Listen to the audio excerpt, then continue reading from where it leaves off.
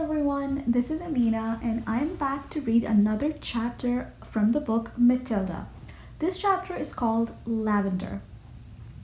In the middle of the first week of Matilda's first term, Miss Honey said to the class, "I have some important news for you, so listen carefully. You too, Matilda, put that book down for a moment and pay attention." Small, eager faces looked up and listened. "It is the headmistress's custom," Miss Honey went on, "to take over the class for one period each week. She does that with every class in the school, and each class has a fixed day and a fixed time. Ours is always 2 o'clock on Thursday afternoons, immediately after lunch. So tomorrow at 2 o'clock, Miss Trunchbull will be taking over from me for one lesson. I shall be here as well, of course, but only as a silent witness. Is that understood?" "Yes, Miss Honey," they sang along. "A word of warning to you all," Miss Honey said. "The headmistress is very strict about everything. Make sure your clothes are clean, your faces are clean, and your hands are clean. Speak only when spoken to. When she asks you a question, stand up at once before you answer it. Never argue with her. Never answer back. Never try to be funny. If you do, you will make her angry, and when the headmistress gets angry, you had better watch out."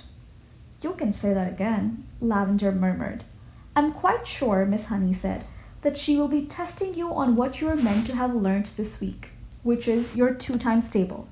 So I strongly advise you to swat it up when you get home tonight. Get your mother or father to hear you on it." "What else will she test us on?" someone asked. "Spelling," Miss Honey said. "Try to remember everything you've learned these last few days. And one more thing. A jug of water and a glass must always be on the table when the headmistress comes in. She never takes a lesson without it. Now who will be responsible for seeing that it's there?" "I will," Lavender said at once. "Very well, Lavender," Miss Honey said. "It will be your job to go to the kitchen and get the jug and fill it with water and put it on the table here with a clean empty glass just before the lesson starts."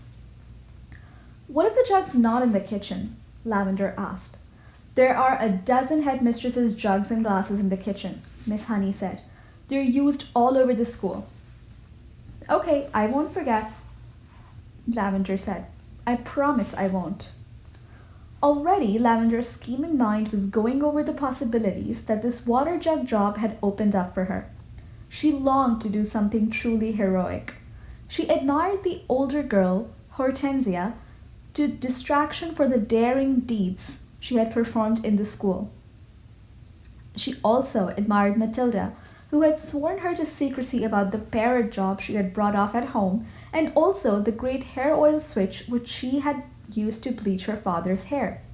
It was her turn now to become a heroine, if only she could come up with a brilliant plot. On the way home from school that afternoon, she began to mull over the various possibilities, and when at last the germ of a brilliant idea hit her, she began to expand on it and lay her plans with the same kind of care that the Duke of Wellington had done before the Battle of Waterloo. Admittedly, the enemy on this occasion was not Napoleon, but you would never have got anyone at Cruncham Hall to admit that the headmistress was less formidable than the famous Frenchman. Great skill would have to be exercised, Lavender told herself, and great secrecy observed, if she was to come out of this exploit alive. There was a muddy pond at the bottom of Lavender's garden, and this was the home of a colony of newts.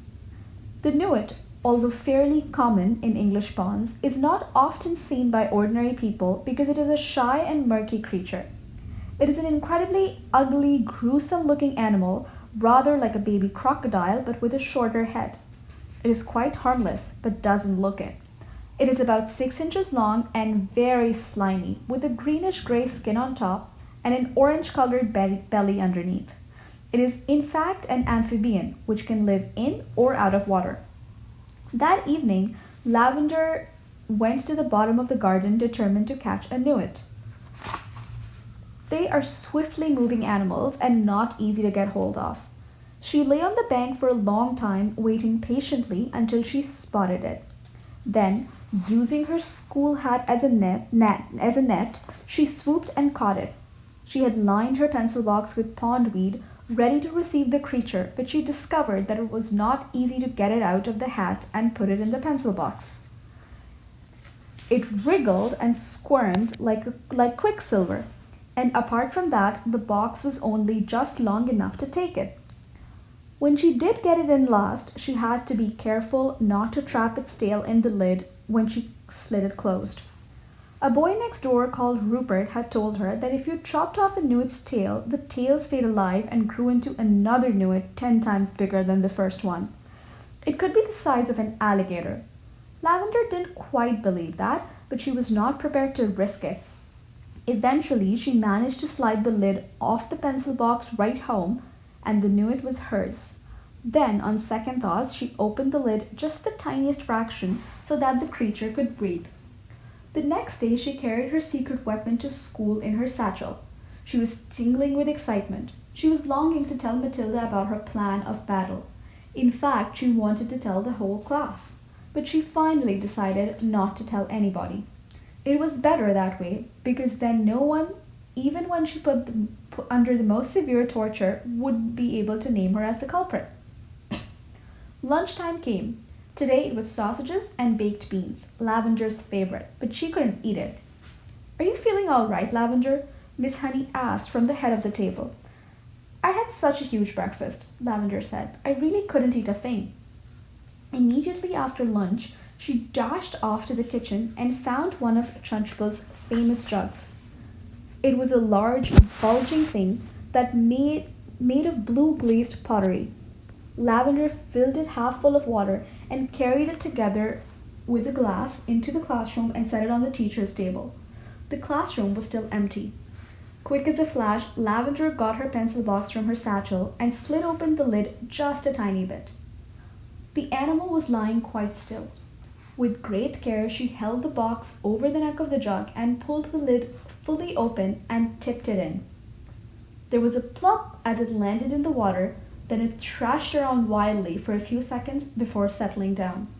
And now, to make the newt feel more at home, Lavender decided to give it all the pondweed from the pencil box as well. The deed was done. All was ready. Lavender put her pencils back into the rather damp pencil box and returned it to its correct place on her own desk. Then she went out and joined the others in the playground until it was time for the lesson to begin. And this brings us to the end of that chapter. I must say Lavender is very brave to try something like that on Trunchbull. I can't wait to see what happens and how Trunchbull reacts. But for that, we'll have to stay tuned. So I'll speak to you guys very soon. Bye-bye.